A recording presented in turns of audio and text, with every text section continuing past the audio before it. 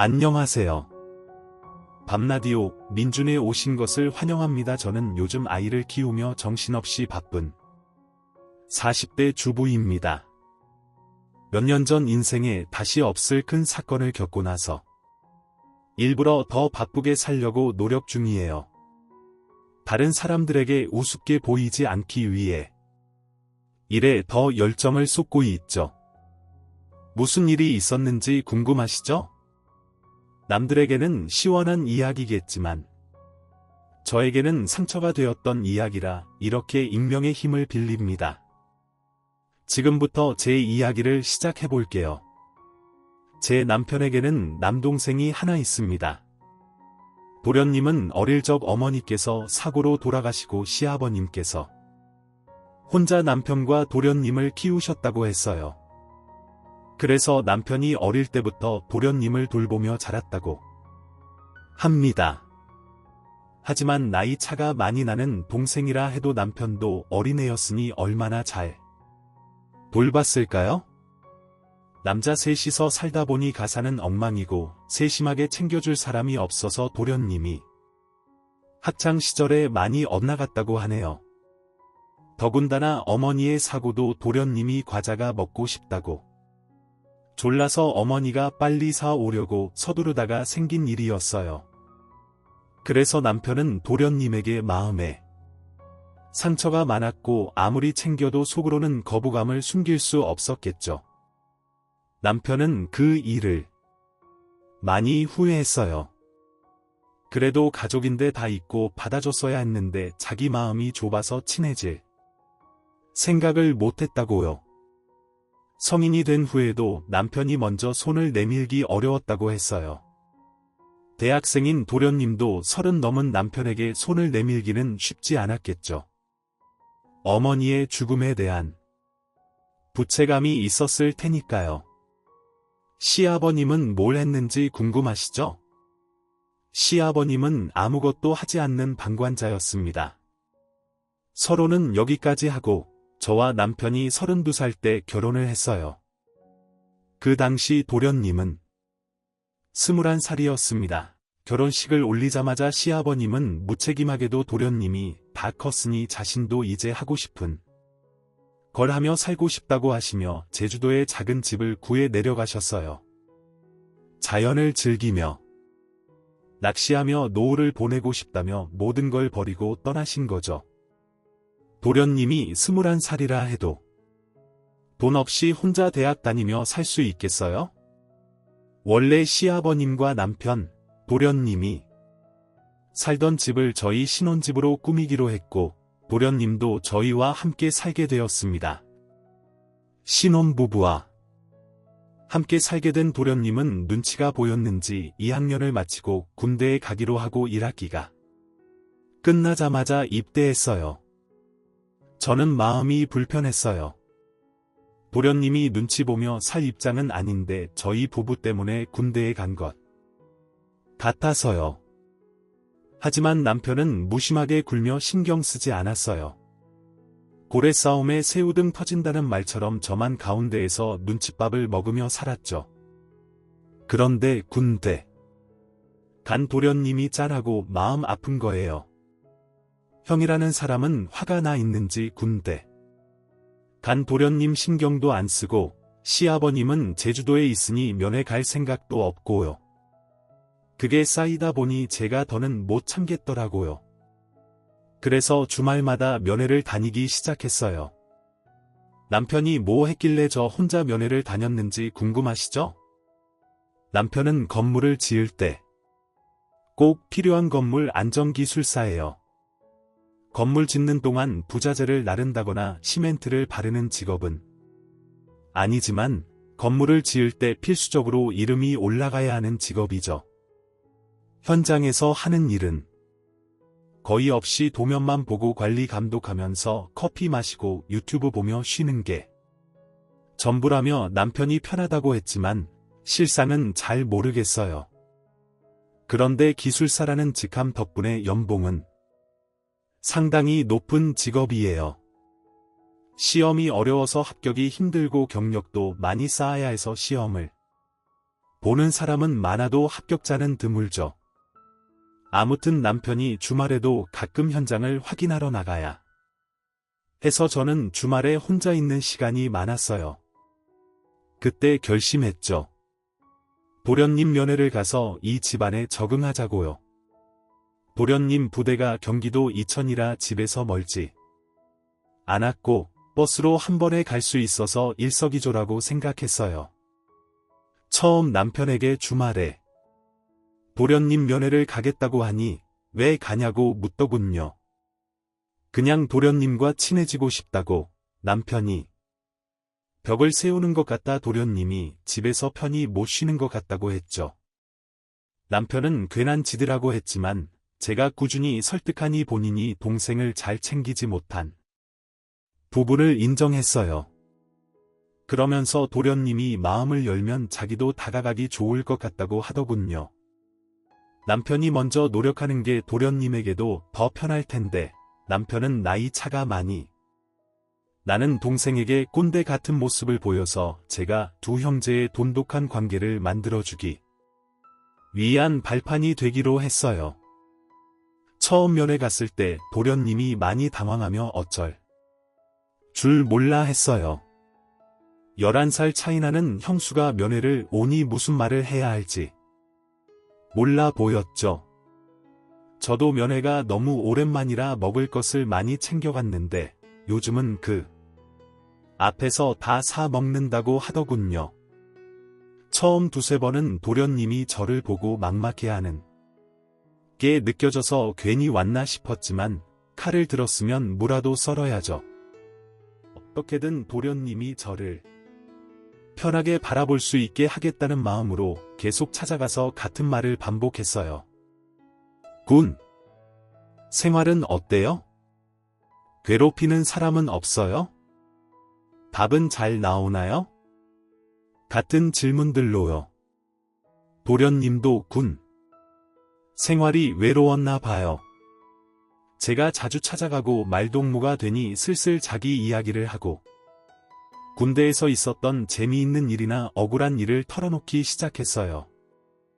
5번째쯤 만남에서는 멀리서 환하게 웃으며 형수님 하며 달려오는 도련님을 보며 가슴에 뭔가 느껴졌어요. 도련님과 진짜 가족이 될 수 있겠다는 마음이요. 그전까지는 저를 불편해했지만 이제는 제 면회를 기다리는 사람처럼 되어 저도 뿌듯했어요. 나이 차이 11살이 무색하게 대화도 잘 통하고 친해질 수 있는 이야깃거리가 많더군요. 특히 연애 상담이 세상에서 가장 재미있는 거 아시죠? 도련님의 그동안 연애사를 쭉 들으면서 얼마나 웃겼는지 몰라요. 면회 시간이 너무 짧게 느껴질 정도였어요. 처음엔 시간 언제 가나 시계만 보다가 나중엔 벌써 가야 돼 할 정도로 시간이 순식간에 갔죠. 도련님도 군대라는 외딴 섬에서 지내며 의지할 곳이 필요했던 것 같아요. 남편도 시아버님도 도련님의 의지처가 되지 못하니까 제가 대신 그 역할을 하기로 했고 도련님도 받아들였어요. 처음에는 휴가 나와서 친구네 집에서 지내겠다고 인사만 하고 사라지곤 했는데 저와 친해지고 나서부터는 달라졌어요. 집에 와서 시간을 보내고 저랑 술도 한잔하며 못다한 이야기를 나누었어요. 남편은 도련님의 변화에 놀라면서 은근슬쩍 같이 앉아 이야기를 나누기 시작했죠. 도련님도 남편을 어색해했지만 제가 교차점이 되어주니 둘 다 슬슬 마음을 열기 시작했어요. 제대를 앞두고 휴가를 자주 나오기 시작한 시점부터는 정말 형제들처럼 장난치며 노는 모습이 감동적이었어요. 결혼 초기에 어색했던 공기가 무색할 만큼 웃음이 끊이질 않는 집안이 되었죠. 하루는 도련님이 술을 좀 과하게 마시더니 서로 울면서 지난 이야기를 털어놓았는데 얼마나 짠하던지요. 속내를 털어놓고 나니 홀가분해 보였지만 그 이야기들은 절대 가볍지 않았어요. 남편은 시어머니가 허망하게 세상을 뜬 것이 동생 탓이 아닌 걸 알면서도 원망했었다고 고백했어요. 도련님도 자신이 원인이라고 생각하며 마음의 짐을 지고 살았는데 형이 자기를 대면대면하게 대하니 더 힘들었다고 했어요. 서로 마음속 앙금을 털어내는 모습을 보니 저도 눈물이 났어요. 남편과 도련님도 울며 서로 이야기를 나누었고 결국 다 같이 울면서 새로운 화합을 다짐했어요. 물론 다음 날 술이 깨고 잠시 어색한 분위기가 흘렀지만 남편이 먼저 도련님을 꽉 안아주며 서로 이해하고 존중하는 관계로 발전하게 되었어요. 남편은 제가 그 발판이 되었음을 인정하며 저에게 많이 고마워했죠. 그렇게 도련님은 군대에서 만기 전역을 했고 복학도 하게 되었어요. 알고 보니 우리 도련님이 학창시절에 노는 친구들과 어울리면서도 공부를 꽤 잘했더라고요. 학업에 집중해야 할 시기에 아르바이트를 하는 건 시간을 헛되게 쓰는 것 같다는 저의 말에 남편도 며칠 고민하다가 도련님을 불렀어요. 남편의 연봉이 또래에 비해 높기도 했고 동생을 생각하는 마음에 도련님의 대학 생활을 책임지고 싶어졌죠. 저는 물론 찬성했습니다. 도련님이 공부도 하면서 일도 하는 것보다는 학업에 전념하는 게 낫다고 생각했거든요. 도련님은 남편의 그런 마음에 고마워하면서도 나중에 취직하면 갚겠다고 했어요. 하지만 남편은 동생을 위해 이 정도 돈은 쓸 수 있다며 걱정 말고 학업에만 집중하라고 했죠. 저도 웹디자이너로 일하고 있어서 상대적으로 여유가 있었어요. 물론 정규직으로 고정적인 월급을 받는 건 아니지만 프리랜서로 건당 수입을 올리며 재택근무를 하면서 중소기업에 다니는 웹디자이너들 못지않게 벌었거든요. 집에서 도련님을 챙기며 금전적으로도 도움을 주다 보니 가족 간의 유대감이 더욱 끈끈해졌어요. 그러던 중 제가 드디어 임신을 하게 되었습니다. 남편이 제일 먼저 알았지만 남편보다 도련님이 훨씬 더 기뻐했어요. 눈물을 글썽이며 드디어 조카가 생긴다고 뭐든 다 해줄 수 있다며 저를 얼싸안고 기뻐했죠.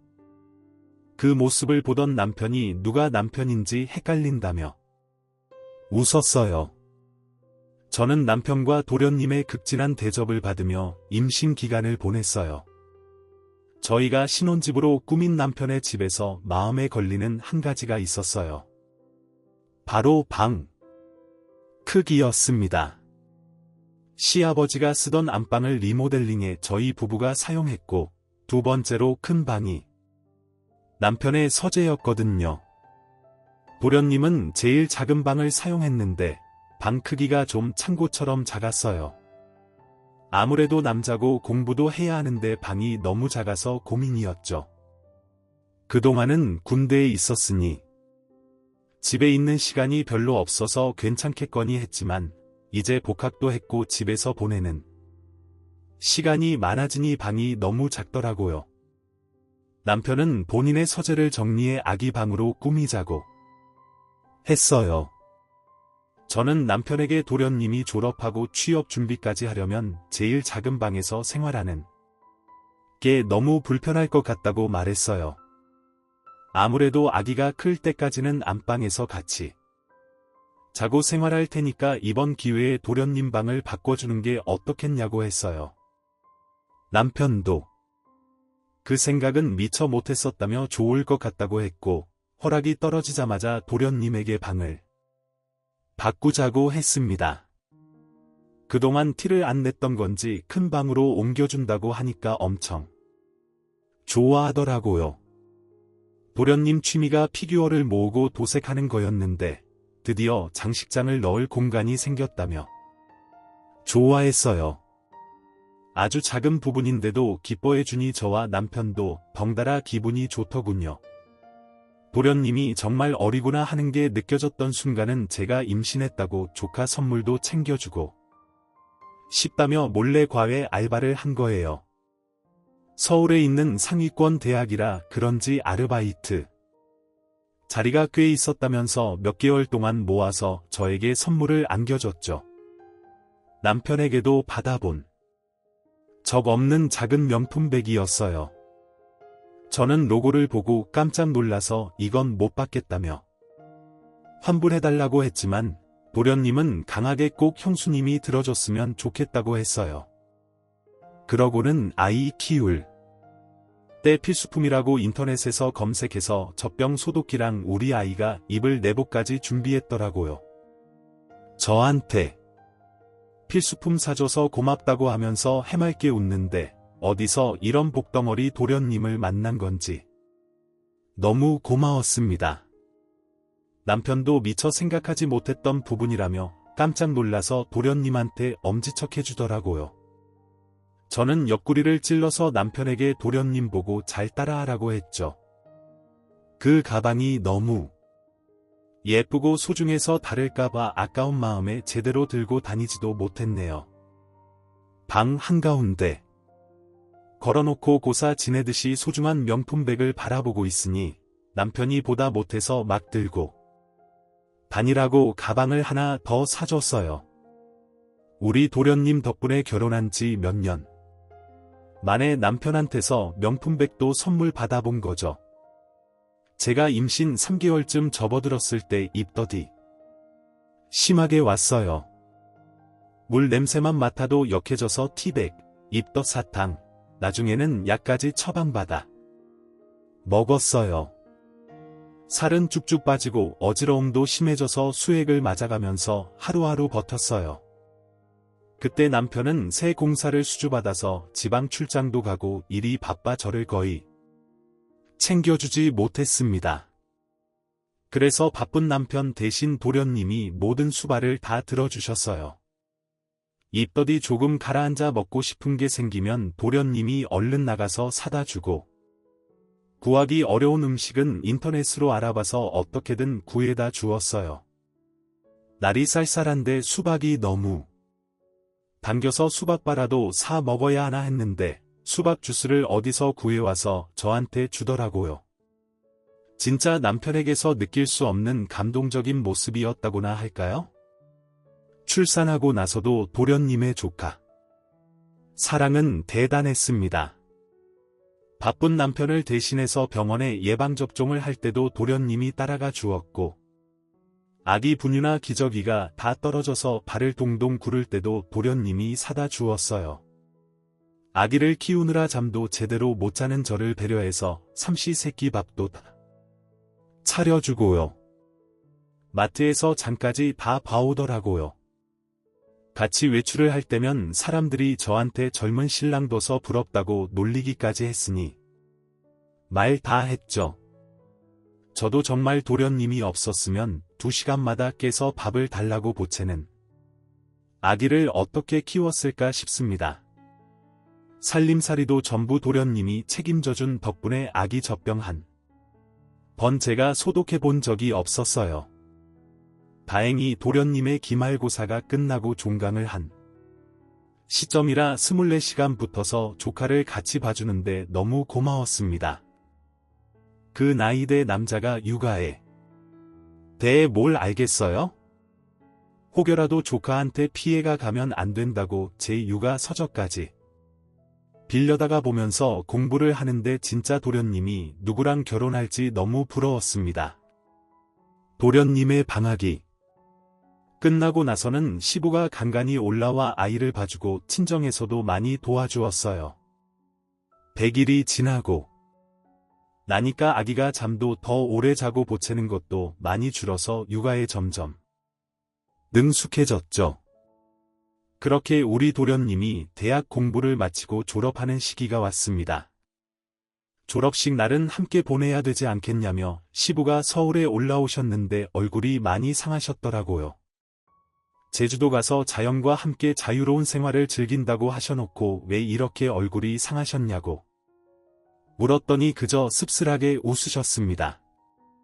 저는 오랜만에 본 시부를 대접하고자 산해진미 제주도에서 많이 드셨겠지만 서울산도 드셔보라며 진수성찬을 준비했어요.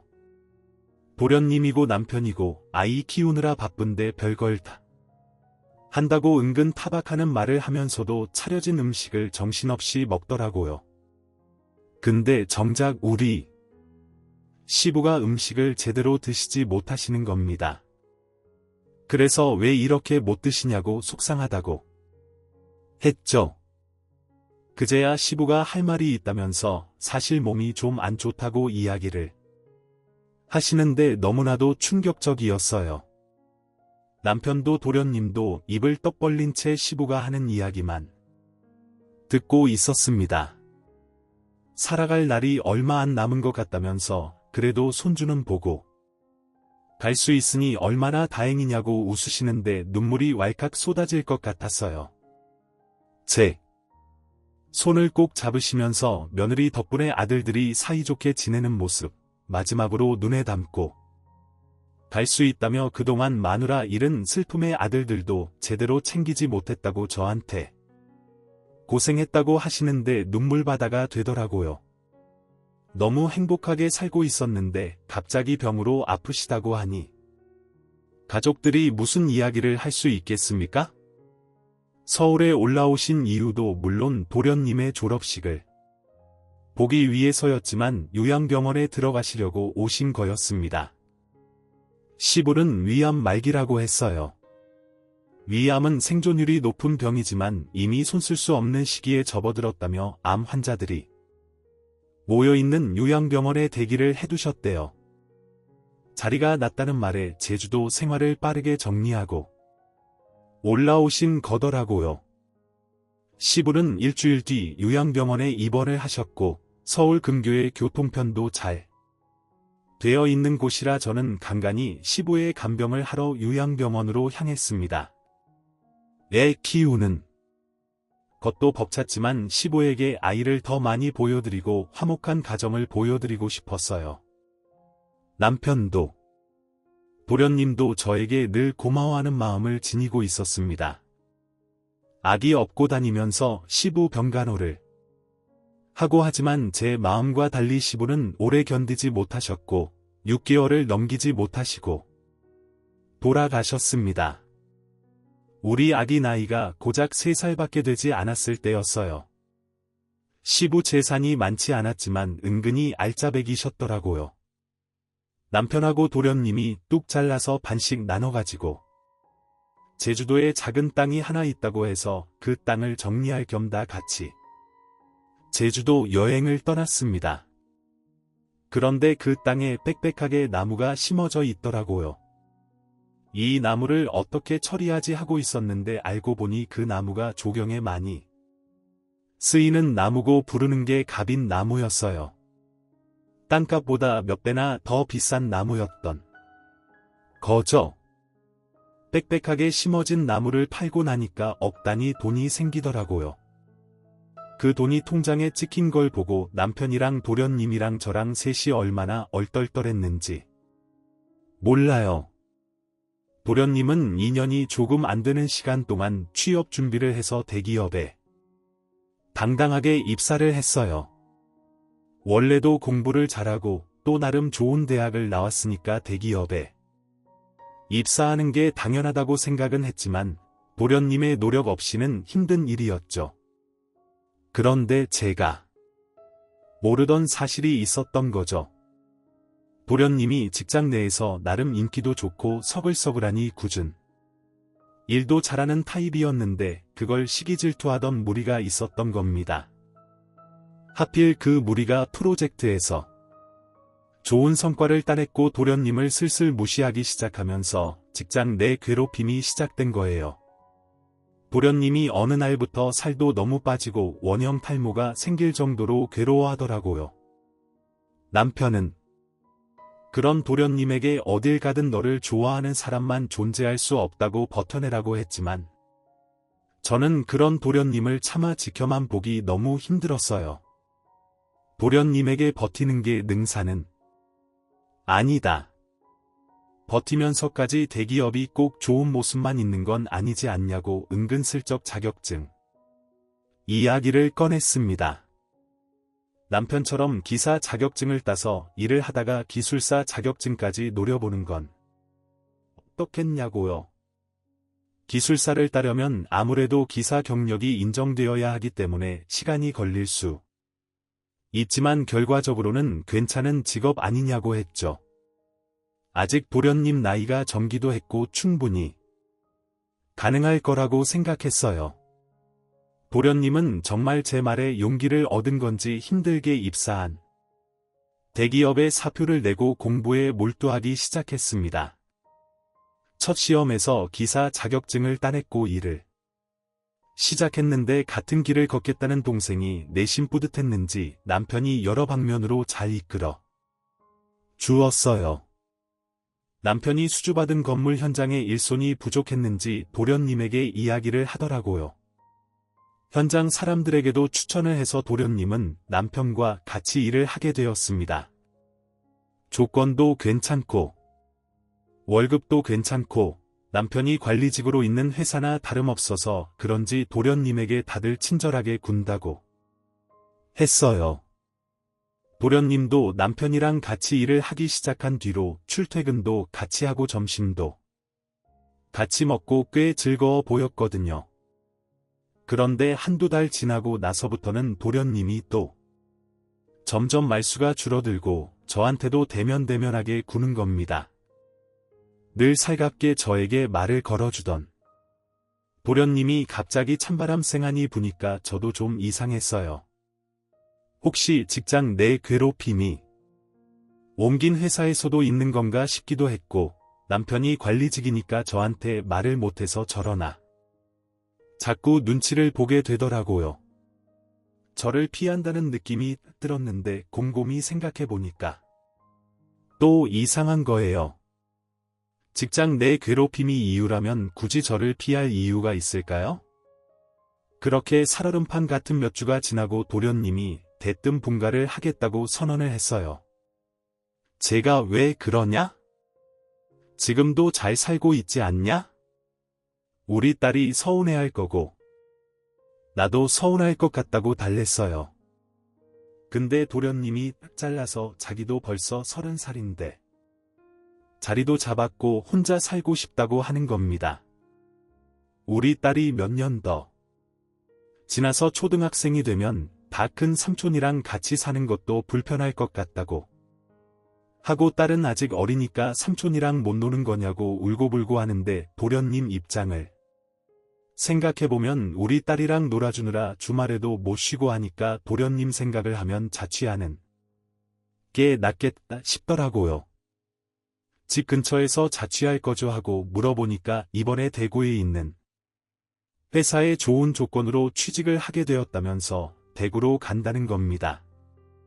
거기 가면 아는 사람도 없고 기술사 공부나 차근차근 해서 시험 준비도 하고 싶다고 대구가 너무 멀다 싶었지만 KTX 타면 또 2시간 거리니까 알겠다고 할 수밖에 없었어요. 도련님은 서둘러서 자취 준비를 했고 저는 은근히 미심쩍었지만 보내줘야 했죠. 제가 엄마도 아니니까요. 그런데 도련님이 자취를 시작한 이후 저랑 연락이 잘 안 닿더라고요. 맨날 잤어요. 바빴어요. 공부했어요. 이러는데 막말로 제가 뭐라고 도련님한테 닥달을 할 수 있겠습니까?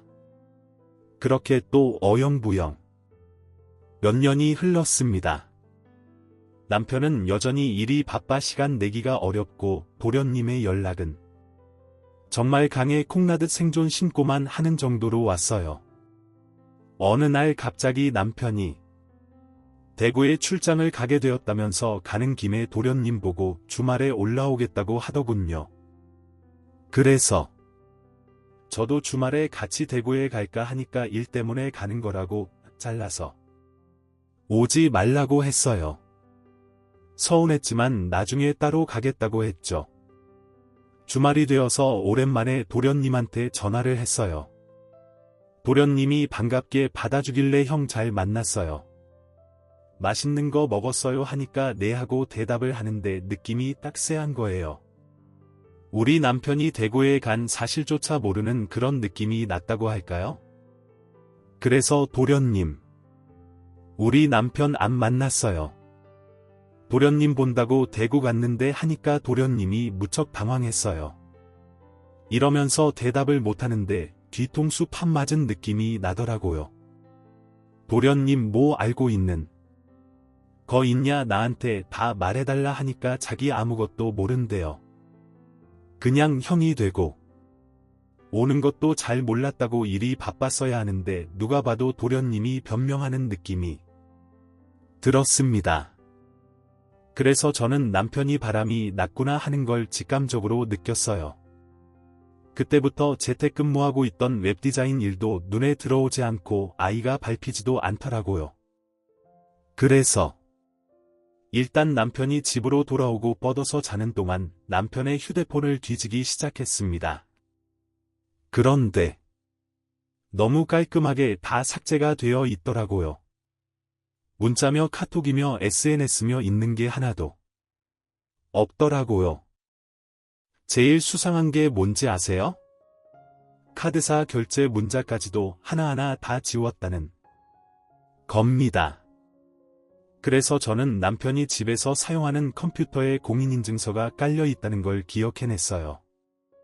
남편이 쓰는 아이디랑 비밀번호가 모두 통일되어 있었거든요. 그래서 카드사 홈페이지에 접속을 해서 명세서를 확인하기 시작했습니다. 정말 무슨 정신으로 그걸 일일이 프린트했는지 모르겠네요. 대구에 출장 간다고 한 날도 경기도에 있는 호텔에서 카드를 사용한 흔적이 발견되었고요. 모텔, 호텔, 영화관 이런 내역들이 막 있더라고요. 손이 부들부들 떨리고 목구멍에서 불이 나올 것 같았습니다. 저는 바로 도련님에게 전화를 걸어서 솔직하게 모조리 다 털어놓으라고 했어요. 나 다 알게 되었다고, 남편이 호텔 가고 바람 피우는 것 찾아냈다고 하니까 도련님이 한숨을 푹 쉬더라고요. 그제야 모든 걸 다 털어놓는데 남편이 정말 개자식이었습니다. 도련님이 남편이 소개해준 업체에서 일할 때 거기에 있던 경리랑 이상한 낌새가 있다는 걸 눈치를 챘대요. 혹시나 하고 남편을 떠보니까 둘이 바람난 게 맞았고 화도 내고 싸우기도 했다고 했습니다. 그랬더니 남편이 정리할 거라고 했다며 대신 자기가 동생에게 바람 피운 걸 들킨 게 수치스럽다고 집에서 나가라고 했답니다. 얼굴 볼 때마다 그 경리가 생각날 것 같다고 그러면 형수한테도 죄 짓는 기분 아니겠냐, 가정에 충실할 수 있게 나가 살아달라고 했대요. 저한테 말은 못하고 티도 못 내고 전전긍긍하다가 결국 저를 피하게 됐고 집도 나가 살게 되었다고 했습니다. 아직 정리 못한 것 같다고 혹시 그 격리 사진 있냐고 하니 도련님이 이직할 때 쫑파티 하면서 찍은 사진이 있다고 보내줬어요. 아주 어린 여자더라고요. 참나, 그러면서 도련님이 형이랑 이혼하실 거예요 하고 물어보는데 바람 났는데 어떻게 같이 살 수 있겠냐고 했어요. 그러니 차라리 잘 됐대요. 이혼하겠다고 형수가 마음 먹었으니 자기도 마음 한결 가벼워졌다면서 바람 잡으러 같이 가자고 하더라고요. 그래서 저는 그때부터 작전을 짰어요. 은근슬쩍 남편한테 주말에 또 출장 가 하면서 이번 주에는 내가 도련님한테 다녀올까 해 하고 집을 비울 거라고 언지를 줬죠. 그러니 남편이 신나서 저한테 대구 구경도 하고 포항도 가까우니까 바다 구경도 하고 오라고 이야기를 하더군요. 아기도 데려가서 오랜만에 삼촌이랑 만나게 해주라고 막 등 떠밀길래 알겠다고 했어요. 저한테 며칠 다녀올래 하는데 너무 속 보이잖아요. 그냥 알겠다고만 하고 주말이 다가와 배웅하는 남편에게 웃어주고는 친정에 애를 맡겼습니다. 서울역으로 가서 도련님을 만났는데 도련님이 차를 렌트해 왔더라고요. 집 앞에 잘 안 보이게 주차를 해두고 그 여자가 들어가나 남편이 나오나 눈에 불을 켜고 보고 있는데 남편이 아주 번쩍번쩍하게 차려입고 머리에 무스까지 바르고는 나오더라고요.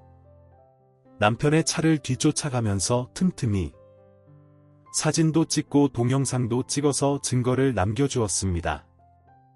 도착한 곳은 영화관이었고 여자를 만나더라고요. 사진 속 그 격리가 맞았습니다. 도련님도 맞는다고 했고요.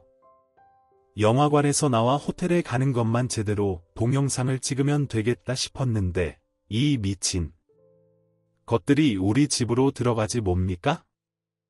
그런데 우리 집이 아파트가 아니라 옛날식 주택이라서 세탁실로 향하는 외부 계단이 따로 존재했어요.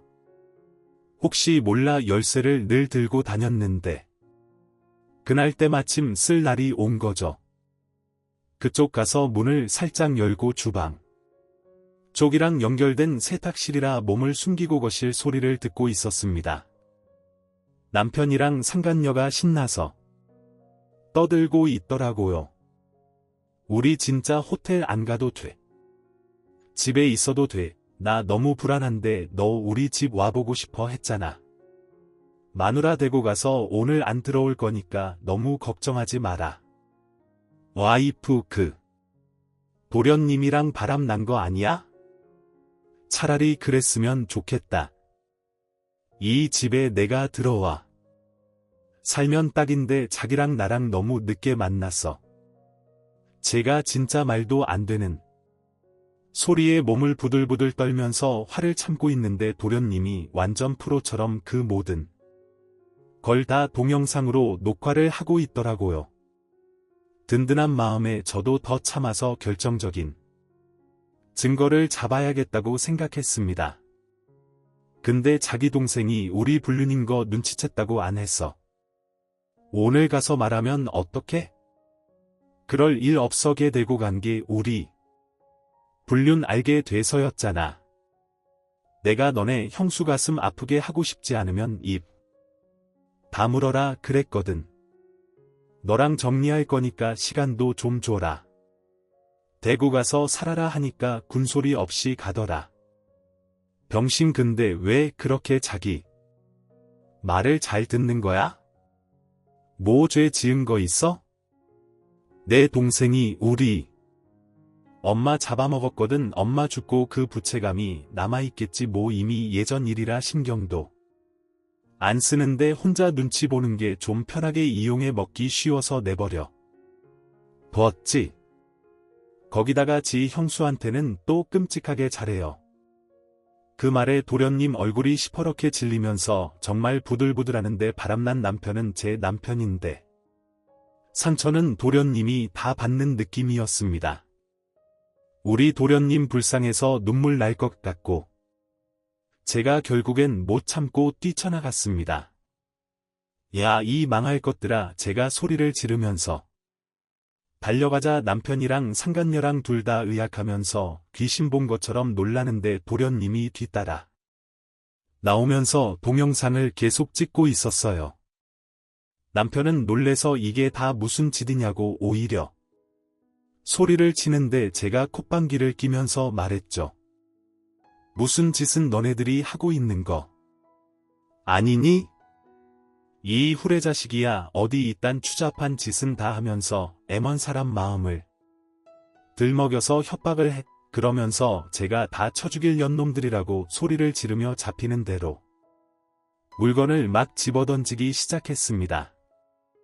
남편은 그 와중에 저한테 진정하라는 등 말도 안 되는 소리를 짓거리고 있고 상간녀는 슬금슬금 눈치 보면서 현관문 쪽으로 가더군요.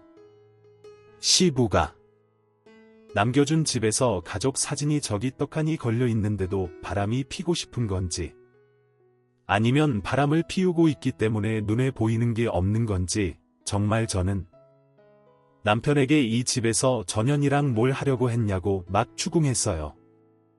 남편이랑 상관녀 둘 다 아무 말도 못하고 뻘뻘 땀만 흘리고 있더라고요. 정신 나간 것들 다.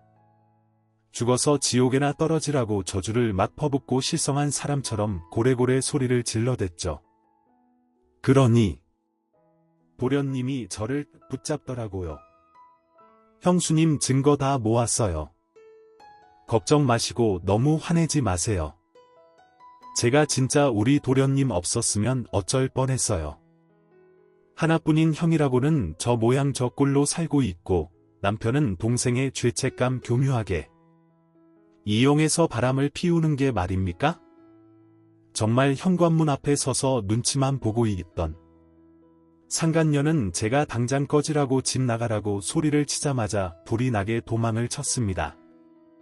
남편도 뒤따라서 나가려고 하는데 도련님이 목덜미를 콱 잡더라고요. 아니 형 집은 여긴데. 형이 가긴 어딜 가. 그러자 남편이 막 제 눈치를 보고 도련님 눈치를 보고 아무 말도 못하고 하는데 도련님이 카메라를 남편에게 쓱 들이밀었어요. 이때다 싶어서 제가 이혼 합의하자고 동생 남길 거니까 카메라에 대고 대답하라고 윽박을 질렀습니다. 위기를 어떻게든 모면하고자 한 남편은 제가 시키는 대로 따라했습니다. 양육비는 매달 200만 원씩 주겠습니다. 이 집 팔아서 반반 나누겠습니다. 팔지 않을 시 시세의 반을 주겠습니다. 상관이랑 정리하기 전까지는 이혼을 해도 면접 교섭관 자격이 없다는 걸 인지하겠습니다. 남편에겐 매우 불리한 내용이긴 하지만 사회적 지위라는 게 있는 남편은 제 말을 곧이곧대로 따라 해주었죠. 저는 다음 날 도련님과 함께 이혼 전문 변호사를 찾아갔습니다. 도련님이 똑부러지게 동영상에 남편의 육성으로 이름, 나이, 주소, 주민번호 이런 것들을 다 말하게 시킨 덕분에 법적 효력을 인정받았습니다. 동영상 증거가 이혼에 아주 유리하게 작용했고 제3분할 소송도 당연히 걸었습니다. 변호사가 이혼 전문 변호사라더니 정말 똑부러지게 일을 잘하더라고요. 상관료 소송까지 걸어서 합의금 두둑하게 받자고 하시길래 변호사님 믿고 소송을 걸었습니다. 상관료 소송에서 승소하고 합의금 3천만 원을 챙긴 저는 이대로 끝낼 수 없다는 오기가 생겼어요. 그래서 상간녀 동네에 플랜카드, 현수막을 만들어 걸었습니다. 시시동 유명 상간녀 김모씨 딸 평생 수치심에 찌들어 살아라 하면서 아파트 입구에다가 걸어 놓았고요. 상관녀 사는 동 우편함에 일일이 상간녀 소송 걸린 거 제가 이긴 거 쫙 프린트에다가 넣어두었습니다. 상관녀도 악에 바쳤는지 뭔지 저를 명예훼손으로 소송을 걸었더라고요. 그래서 저는 모든 걸 인정하고 반성한다는 거짓말로 벌금형으로 마무리했습니다. 벌금 100만 원에 속에 사이다 콸콸 쏟아부었으면 남는 장사 아닌가요? 남편과 이혼 소송은 집 한 갑을 통장으로 받고 위자료도 나무 팔았던 돈을 가지는 걸로 끝냈습니다. 남편이 그 돈 한 푼도 안 쓰고 내버려뒀더라고요. 슈부가 주는 돈이다 생각하고 제가 챙기게 된 거죠. 양육비는 아쉽게도 200만 원까지는 받을 수 없었지만 120만 원의 합의를 하게 되었습니다. 당연하게도 남편과 도련님은 절연을 하게 되었어요. 남편이 추후에 어떻게 저를 도와 그런 발칙한 짓을 할 수 있냐며 도련님한테 욕을 엄청나게 했대요. 찾아와서 때리는 신용도 하고 눈에 띄면 모 발목을 분질러 버리겠다는 등 저열한 협박은 다 했더라고요. 물론 도련님은 그 모든 통화 녹음본을 들고 경찰을 찾아가 접근금지 신청도 냈고요. 결국 대구 생활도 청산하고 우리 친정집 근처로 이사를 오게 되었습니다. 저와 남편과 살던 집에서 모든 짐을 정리하고 친정에 들어와 살게 되었거든요. 이혼하고 돌아간 게 너무나도 면목 없고 죄송스럽지만 육아를 도와줄 수 있는 손길이 필요하긴 해서 어쩔 수 없이 결정했습니다. 도련님은 친정 근처에 자리를 잡은 뒤 저에게 꾸준히 요청을 했어요.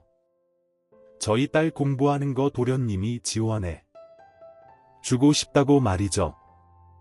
받은 유산도 있고 하니 살림살이 넉넉하다고 하는 겁니다.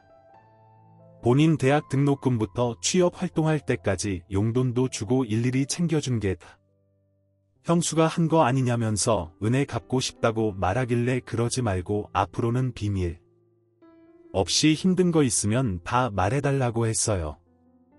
가끔 조카 용돈도 주고 맛있는 것도 사주고 그래주면 고맙겠다고 애 양육은 제가 해야 하는 게 맞고 전 남편이 해야 하는 거라고 이야기했죠.